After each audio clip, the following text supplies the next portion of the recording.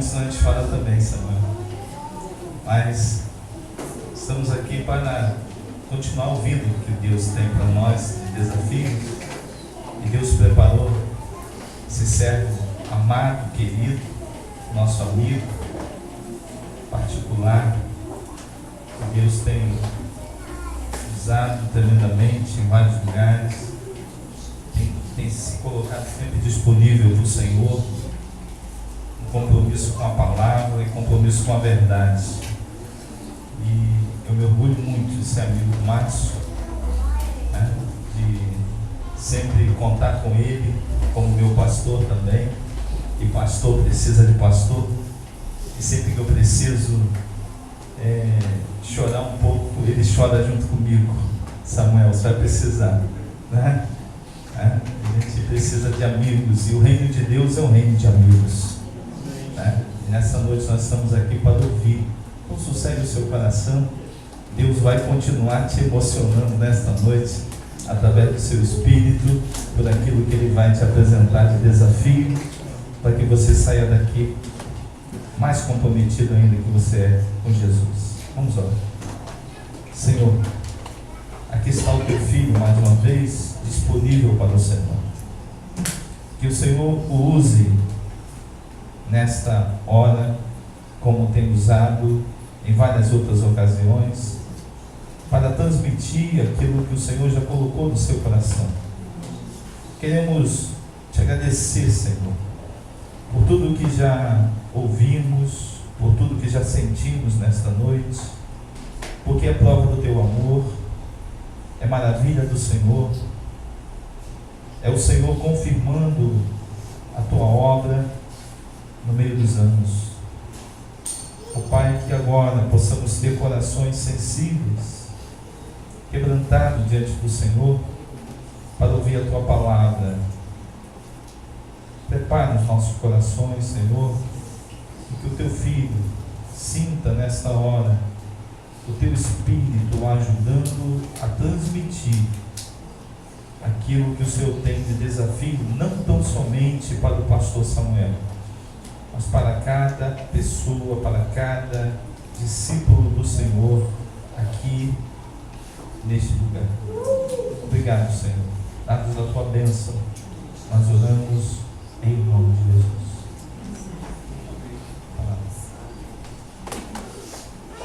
Mais uma vez eu salvo com a paz de Jesus.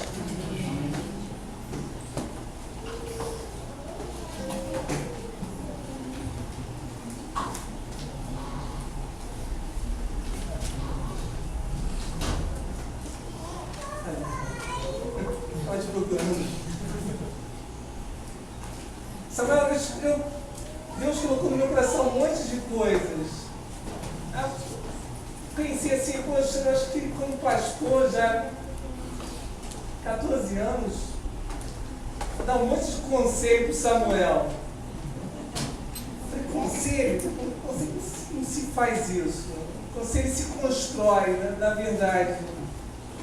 E longe de mim de assumir uma posição de falsa modéstia, também não me acho à altura também de hoje proferir conselhos a você, não porque não tenho mais experiência no Ministério Pastoral, porque de fato os anos e o Ministério somam isso a gente, as adversidades, mas porque elas são diferentes, as construções são diferentes.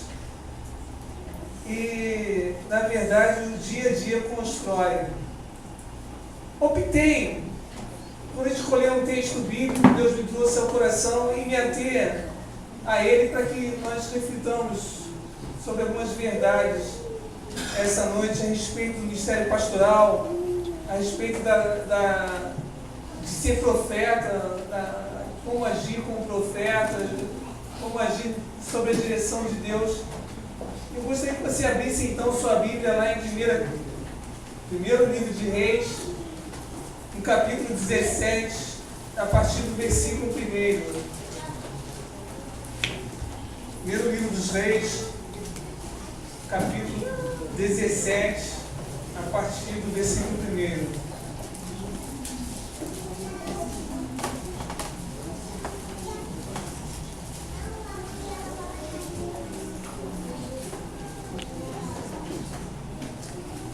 você abrisse sua Bíblia e deixasse ela aberta aí ao longo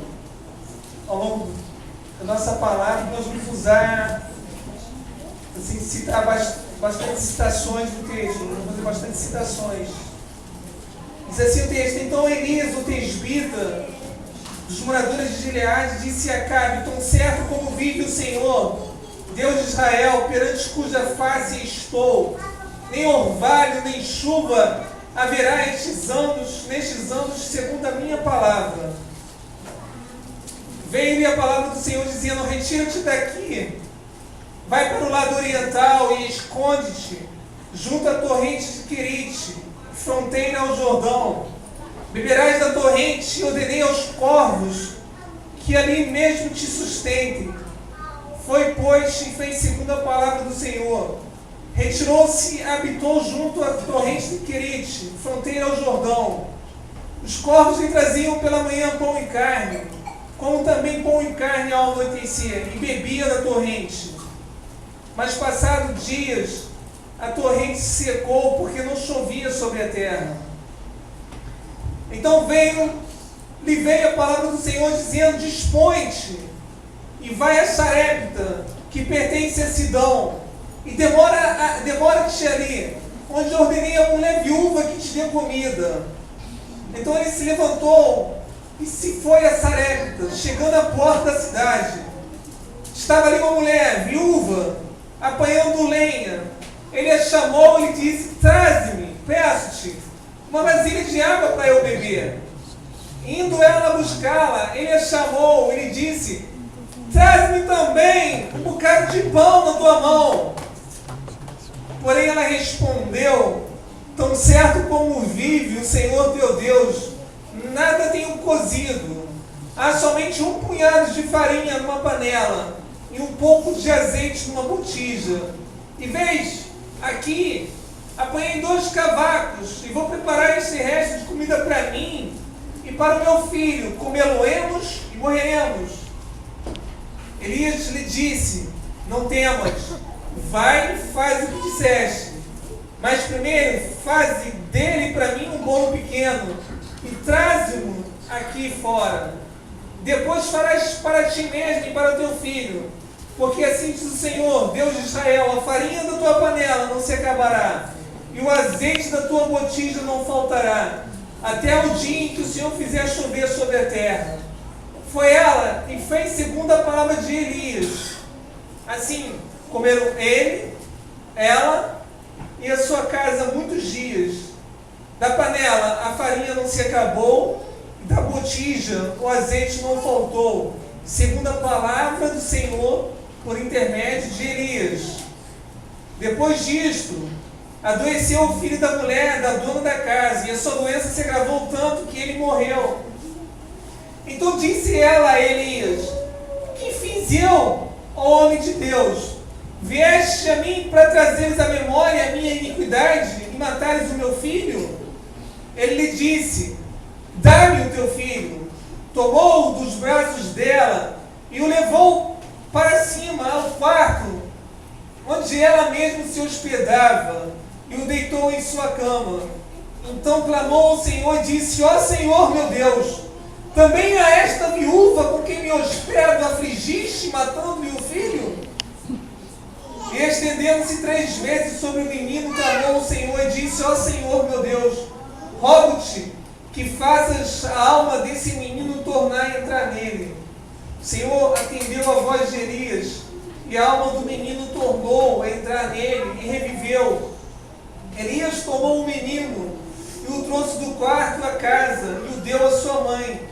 Ele disse: vê, teu filho vive. Então a mulher disse a Elias: nisto conheço agora que tu és homem de Deus, e que a palavra do Senhor na tua boca é verdade. Amém? Para entendermos um pouco melhor esse texto, é preciso que a gente faça uma referência.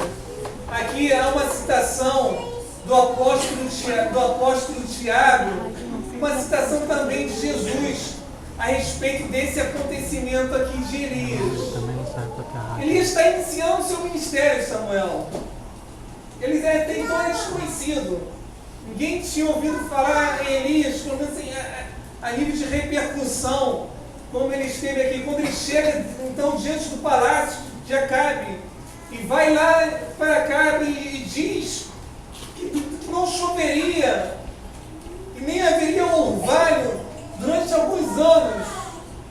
E aquilo impactou Acabe de um modo muito grande. Israel estava inserido num contexto em que a adoração a Baal começava não somente a se espalhar, mas começava a dominar, substituindo até de uma forma muito expressiva a própria adoração ao Senhor Deus. E é nesse contexto de heresia, é nesse contexto de desvio da verdade, da adoração do Deus verdadeiro, é que Israel está inserido. É nesse contexto que surge o profeta Elias. Um contexto em que muitos dos profetas, alguns dos profetas, estavam comprometidos então com Jezabel, esse entrelaçado familiar ali que havia com Acabe, que era rei de Israel, que acabou se casando com Jezabel, que proliferou o culto a Baal, que tornou manifesto esse culto, ameaçando a verdadeira religião que havia ali em Israel. É nesse contexto que Elias surge.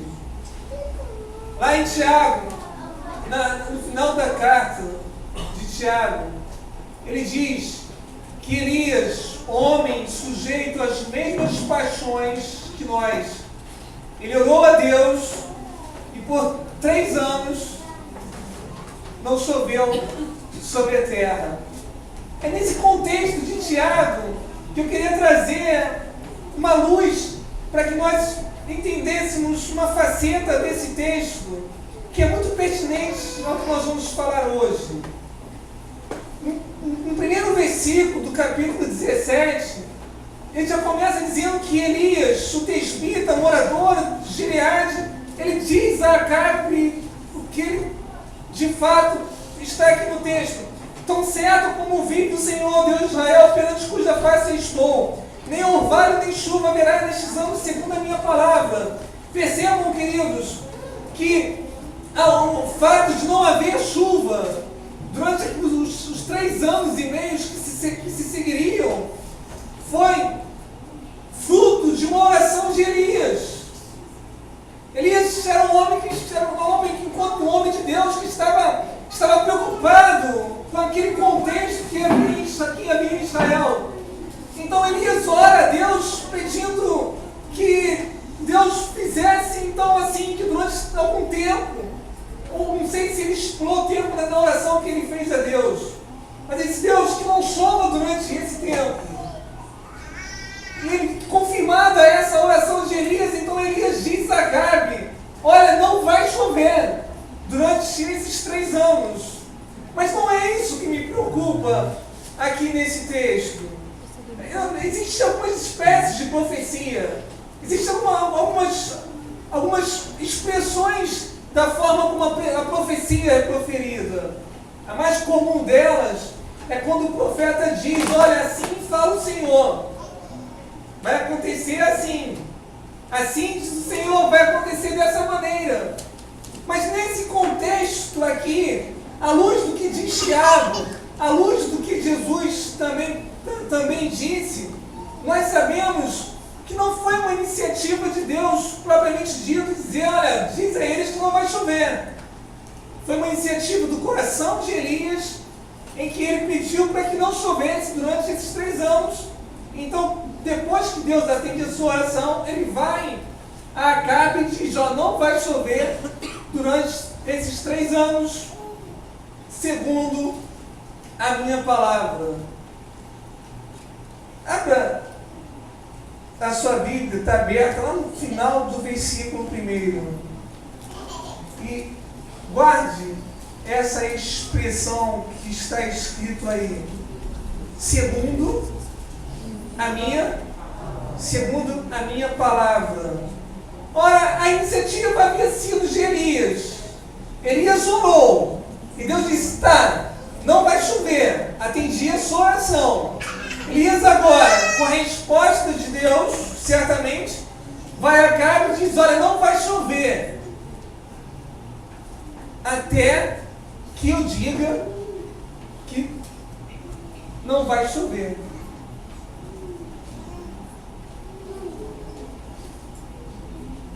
Me parece que Elias estava equivocado. Me parece que isso foi um equívoco de Elias. E eu quero discorrer nesse texto com vocês a respeito dessa possibilidade de que Elias tenha se equivocado ao dizer que seria segundo a palavra dele. Depois que Elias profere essa palavra a Acabe, diz assim o texto da palavra de Deus, veio-lhe a palavra do Senhor dizendo, retira-te daqui, vai para o lado oriental e esconde-te junto à torrente de Querite, fronteira ao Jordão, beberás da torrente, e ordenei aos corvos que ali mesmo te sustentem. Queridos, quando Deus pede que Elias se retire para os limites do Jordão e que ele vá para lá, a seca está apenas no começo, está apenas no início. Não havia fome ainda na terra. Não havia ali tão certo isso que aquele rio que era temporário, que estava correndo ali, diz que ele corria normalmente. Então os efeitos da seca, eles não tinham feito, não havia repercussão ainda. Você não podia falar em seca ainda, você podia falar que a chuva não cairia dali até 3 anos em seguida. Mas os efeitos de uma falta de chuva, eles não são imediatos. Eles são sentidos ao longo do tempo. Então, quando Deus pede que Elias vá ao Jordão para que ele seja sustentado ali pelos corvos, existem 2 questões aqui que estão implicantes nesse texto. Uma é o contexto imediato da repercussão daquilo que Elias falou. Elias disse para Acabe que não haveria seca.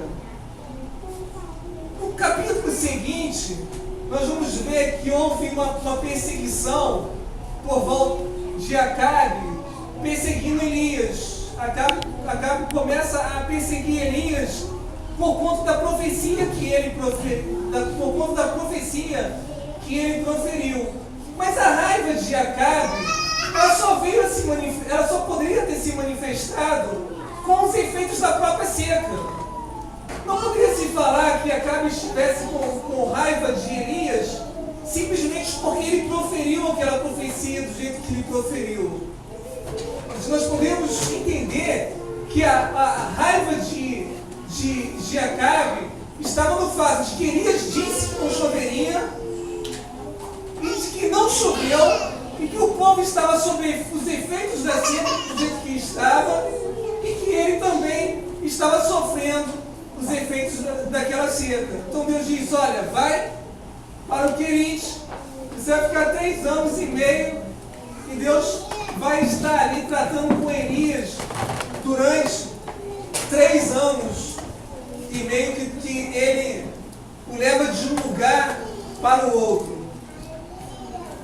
Durante esses 3 anos e meio que começa a propriamente dita perseguição de Acabe a Elias. Mas percebam que nesse contexto em que os corvos começam a alimentar Elias, nós não podemos falar que havia fome na terra ainda. O riacho, ele corria normalmente. Então havia água para as plantações, havia água para tudo.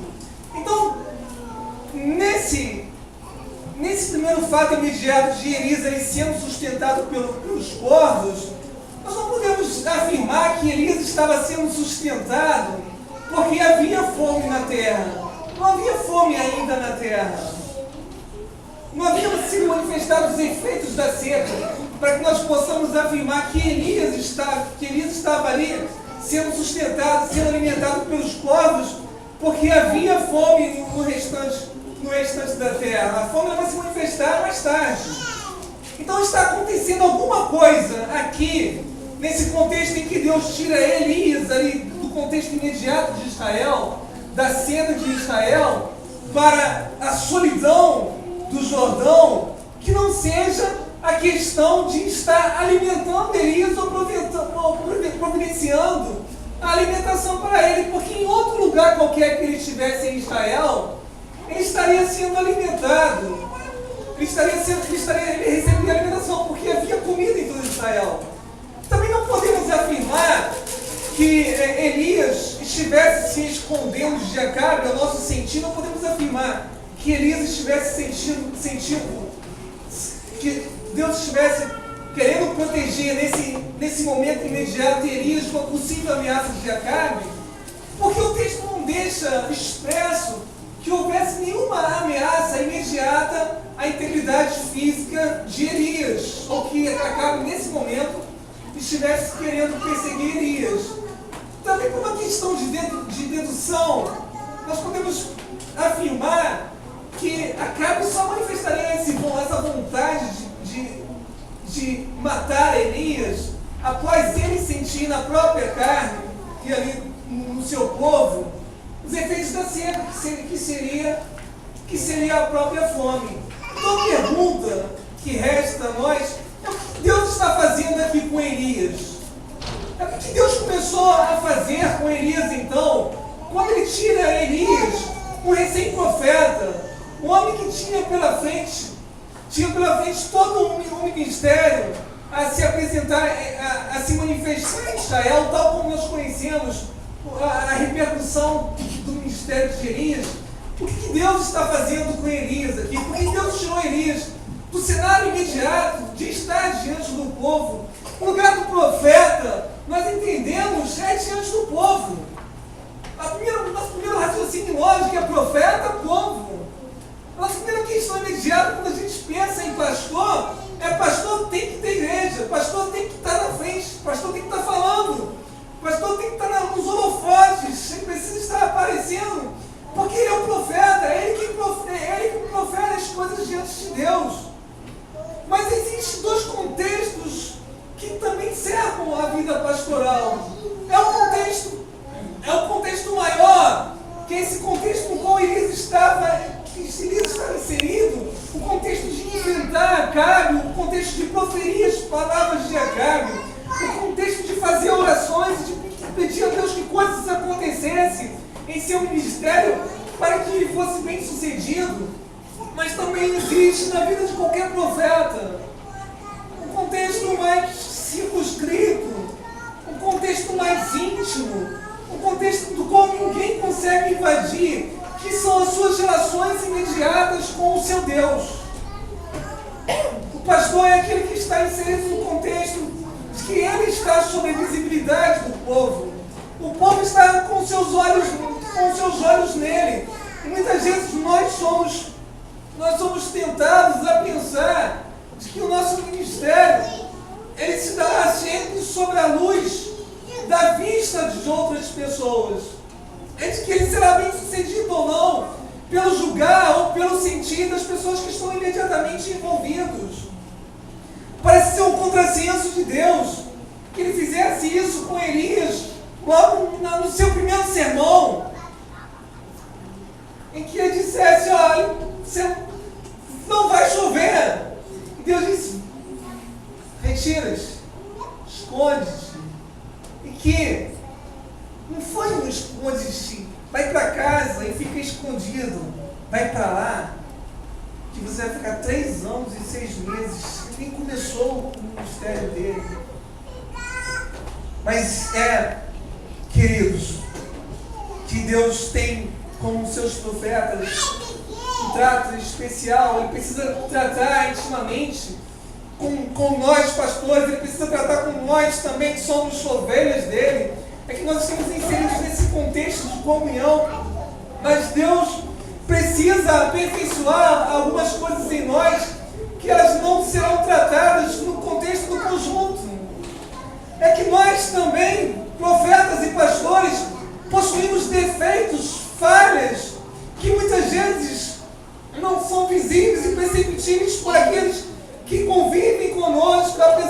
enxergar em nós muitas falhas, muitos defeitos, mas os defeitos mais eminentes, os mais graves, os piores deles, só Deus conhece.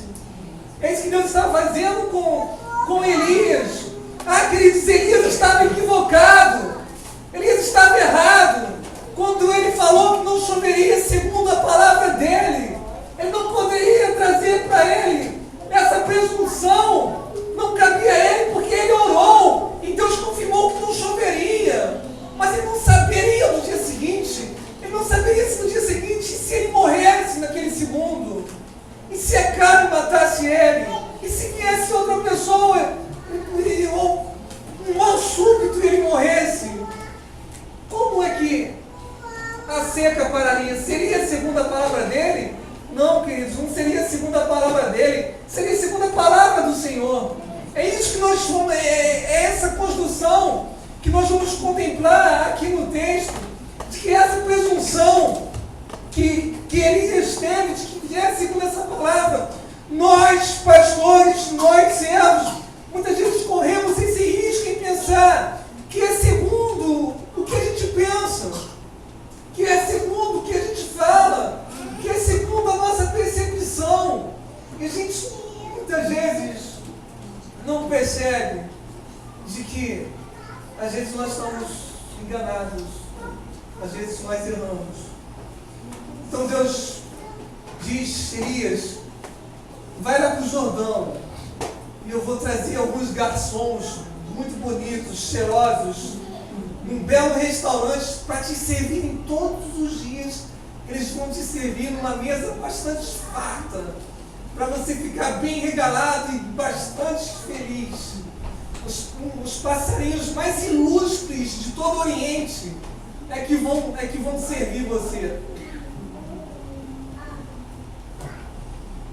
Os passarinhos mais ilustres da fauna oriental é que vão te servir. Os corvos é que vão te servir. De manhã ia lá o povo e servia a Elias pão e carne. Uma bandeja, é claro. Ele vai trazer o pão e a carne no bico dele, na patinha suja dele, né? Ele ia trazer lá uma bandeja bonitinha e trazer para Elias. Olha, você é um profeta muito lindo, muito cheiroso, amado de Deus. Está aqui numa bandeja bem cheirosa, carne assada e pãozinho com manteiga e polenguinho para você. Para você se servir. O que Deus está fazendo com Elias, queridos? O que Deus está fazendo com ele? Deus está tirando Elias do holofote. Deus está tirando Elias da frente do palácio, de falar no palácio. Está colocando esse homem lá no deserto, na solidão, sozinho, ele mesmo, Deus, e os corvos alimentando ele.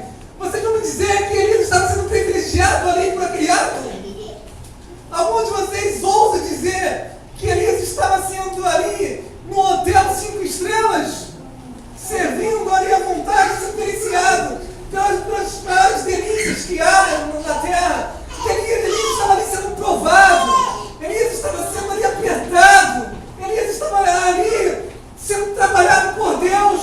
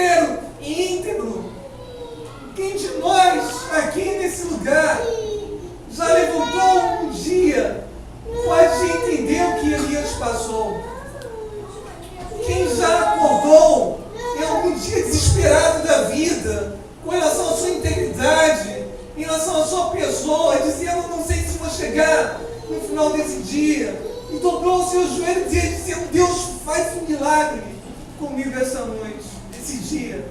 Sabe o que Elias passou aqui? Todo dia dependeu de um milagre. Aonde, queridos, na história da terra, vocês viram que corvos alimentassem alguém? Aonde? Senão por uma ação milagrosa e sobrenatural de Deus. Corvos não possuem inteligência, eles não possuem memória. Eles não possuem memória para que durante 6 meses, que foi o período aproximado que Elias se deteve ali no Jordão, para que ele fosse alimentado. Mas todo dia era um milagre, todo dia uma resposta, todo dia: Deus, eu estou aqui, eu preciso de um milagre. Nós muitas vezes somos levados a depender de nós mesmos, dos nossos esforços, da nossa força pessoal, do nosso entendimento. Afinal, nós fizemos 4 anos de teologia. Afinal, eu sei tudo de igreja. Afinal, eu sei tudo sobre como funciona uma igreja. E tenho tudo para dar certo, tenho tudo para ser um bom pastor.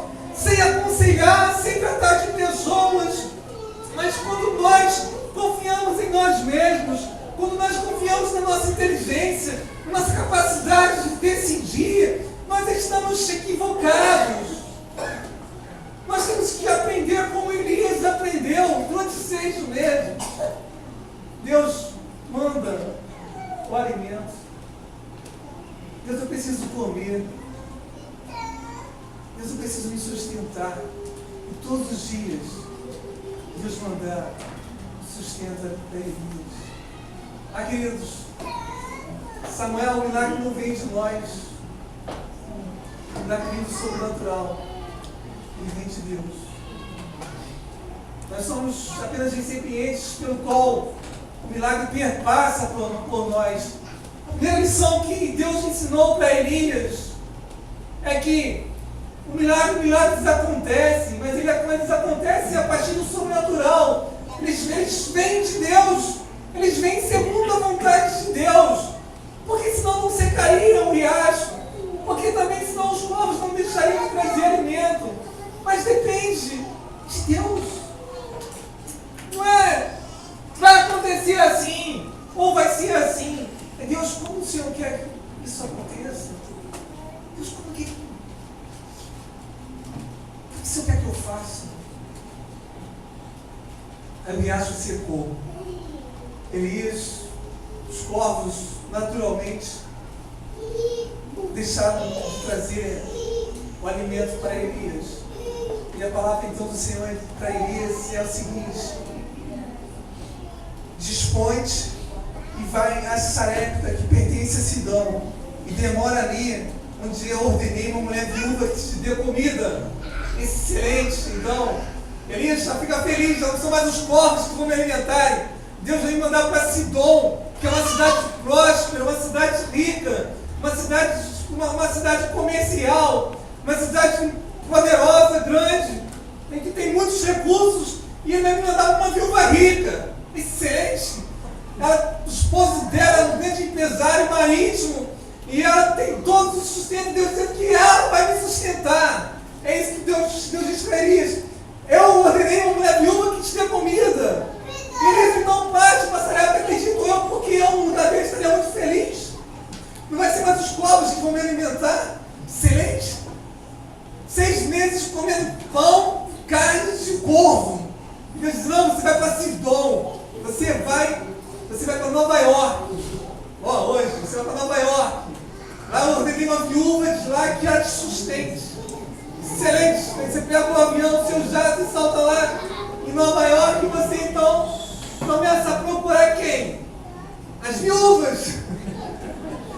Você começa a procurar as viúvas. Deus disse, a promessa dele, que uma viúva sustentaria para ele. A viúva não estaria com uma estrelinha assim dizendo: eu sou a viúva que Deus te ordenou, ou uma setinha assim apontada para ele, sorridente: aqui, Elias, sou eu. Claro que não. Elias sabia disso. Ele precisaria estar à mercê da disposição de Deus, da orientação de Deus, para que ele soubesse que ela era aquela mulher que sustentaria. Muito bem. Elias entra na cidade, e ali, no decorrer da cidade, está uma viúva rica, centro de Sidom, lá com seu carro estacionado, comprando um fogão de última geração, elétrico de 6 bocas, aquele que fala quando você abre o forno, comprando esse fogão para levar para sua casa para sustentar Elias. Não é isso que o texto diz? Não é. Infelizmente para Elias não é a grande notícia. O que ele vê quando entra em Sidom? Uma viúva, pobre, sem condição nenhuma, catando graveto na porta da cidade. Catando graveto no chão. Não é dentro da cidade, é na porta da cidade. Se coloca no lugar de Elias. Elias entrando em Sidom. Aí ele olha aquela mulher já com o rosto abatido pelos anos. Mal vestido, catando graveto, procurando entre os galhos, entre alguma coisa, alguns gravetos para botar numa sacola muito bem arrumada. Elias olha, porque não é possível. Vou fazer um teste. Percebam bem o que Elias faz aqui. Se você não concordar, o que Deus disse para Elias? Que a viúva daria o que para ele? Daria o que? Alimento, comida. Lá tem uma viúva que eu ordenei que te dê comida. Pronto. Apareceu uma mulher, tem cara de viúva, está na porta da cidade. Deus direcionou ele, colocou na direção de Deus. O que Elias tem que pedir para essa mulher? Hã? Tem que pedir comida, me dá comida. Aí Elias olha, não é ela. Você pode trazer um pouco d'água? Como assim, Elias? Tu pediu comida, eu ordenei que ela te dê comida, você não pode pedir só água, tem alguma coisa errada. Na nossa versão da tradução da NVI, quem tem a NVI, a tradução é interessante, não é minha. Mas diz assim que Elias encontrou com a viúva e disse assim para a viúva, poxa, me traz um pouco d'água. Aí diz que a viúva saiu. E quando a viúva saiu, Elias gritou. Aí foi que Elias gritou e falou assim, ei, traz-me também um bocado de pão. Mas nem fica muito claro esse contexto. Ele pede água, ela sai a alguma distância, para que possa gritar, quer dizer que ela estava distante. Aí você, traz também um pedaço de pão na tua mão para mim também. O que aconteceu nesse inteirinho entre ele pedir água e ele pedir pão depois? Aconteceu alguma coisa. Para ele mudar de ideia tão rápido, assim, pô, traz água. Aí ela sai das costas e ele grita por ela, pô, traz pão. Elias entendeu o que Deus estava fazendo com ele, o que Deus estava querendo fazer. Nesses poucos segundos em que Elias pediu água e a mulher saiu e ele pediu o pão, queridos, eu acho que algum anjo deu uma pernada em Elias. Tu tá cego, é ela, rapaz? Ou então Elias percebeu aquilo que Deus estava fazendo, mas o certo é que Elias mudou a sua percepção em relação a ser aquela mulher, um instrumento que Deus usaria para sustentá-lo nos 3 anos que se seguiriam. Mas como Deus consegue agir assim, muitas vezes com a gente, de maneira que nós podemos fazer às vezes até rir. Deus fez isso com Elias, fez. Lá estava Elias, dependendo agora do seu sustento, de uma mulher viúva, mãe de um filho de colo ainda, porque o texto diz que a criança ainda era de colo, para ser sustentado durante 3 meses, durante 3 anos. Às vezes, nós achamos que somos nós mesmos e Deus só. Não só sou eu. Se não sou eu que consigo fazer, então eu passo para Deus. E Deus resolve. Se Deus não resolve, abaixo de Deus sou eu. E se eu não resolvo, depois de mim também não tem mais ninguém, porque é só eu, pastor, eu, profeta, que sou o cara. E Deus, que é o Deus que resolve todas as coisas. Não é possível que Deus, para me sustentar, Deus para prover para a minha vida, para ministrar na minha vida, para me abençoar, para falar para mim, para me corrigir, para me trazer ao eixo. Não é possível que Deus use uma mulher ímpia. Não é possível que Deus use uma mulher ímpia. Não é Sidom, era a terra de Jezabel. Você pode até afirmar que talvez ela fosse temente a Deus, porque ela chega a fazer o mesmo juramento que Elias fez no versículo 1, quando diz assim: tão certo como vi do Senhor, Deus de Israel. Ela também vai usar esse juramento no versículo 12. O mesmo juramento que Elias fez no versículo 1 é usado por ela no versículo 12. Elias vai jurar da palavra dele, dizendo que não choveria. Ela vai jurar da parte dela mesmo, que ela não tinha senão punhados de farinha e um pouco de azeite. E um pouco de azeite na botija. Ah, Samuel, muitas vezes, não somos nós que temos a solução. Não somos nós que temos a sabedoria. Não somos nós, não é a nós que foi dada a capacidade para gerir soluções. Às vezes as soluções, o agir de Deus está no olhar humano, na coisa mais improvável, na pessoa mais improvável, que nós muitas vezes subestimamos e nos achamos superiores a ela. Elias dependia de um milagre que era o sustento dele. E mais uma vez o milagre não veio fruto do seu suor, ou fruto do seu esforço da sua mão. Deus está dizendo que uma viúva pobre, de uma terra longe, de uma terra iníqua, de uma terra de feiticeiros, iria sustentar ele enquanto homem de Deus, durante 3 anos. Não é somente, o milagre não vem somente de Deus. Ele vem muitas vezes de onde a gente menos espera. De quem a gente menos espera. De quem a gente mais subestima. É que Deus age.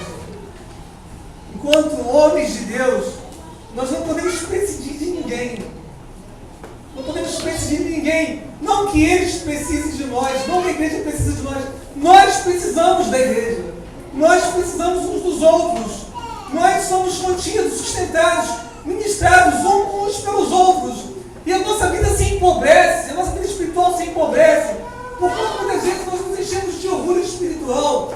Porque não queremos enxergar muitas vezes que outras pessoas, aos olhos humanos, muito menos incapacitadas do que nós, elas são os instrumentos de Deus, muitas vezes para nos corrigir, para nos admoestar, para nos colocar no eixo perante Deus.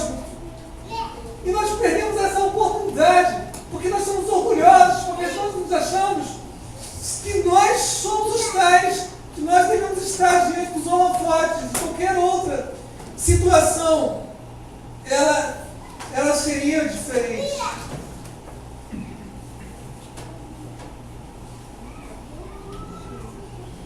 O versículo 13 diz assim: então, Elias lhe disse: não temas, vai e faz o que disseste, mas primeiro faz dele para mim um bolo pequeno e traz-o aqui para fora. Depois farás para ti mesmo e para o teu filho. Porque assim diz o Senhor, Deus de Israel: a farinha da tua panela não se acabará e o azeite da tua botija não voltará até o dia que o Senhor fizer chover sobre a terra. É este versículo aqui que eu queria que os irmãos se detivessem um instante. Quando Elias cita essa citação, que Deus disse isso, a minha pergunta é: quando Deus falou isso aqui para Elias? Em que momento Deus falou isso aqui para Elias? assim, a farinha da tua panela não se acabará e o azeite da tua botija não faltará até o dia que o Senhor fizer chover sobre a terra. Em que momento Deus fez isso com Elias? Deus fez essa revelação com Elias. Elias chega em Sidom, na porta de Sidom, tem uma mulher catando gravetos. Aí, Elias pede água. Aí acontece alguma coisa. Aí Deus diz assim para ele: pede comida. Pede comida. Porque você vê com os seus olhos humanos. Mas ali há uma fonte de riqueza. E que eu veria riqueza ali. Porque o que você pensa que tem falta, a fartura. Então pede. Pede porque eu te ordenei que te sustente. Não haverá, Samuel, falta de recursos. Não haverá falta de provisões. Mas a grande questão é onde estará. Se estará nos corpos, no sobrenatural de Deus, no milagre.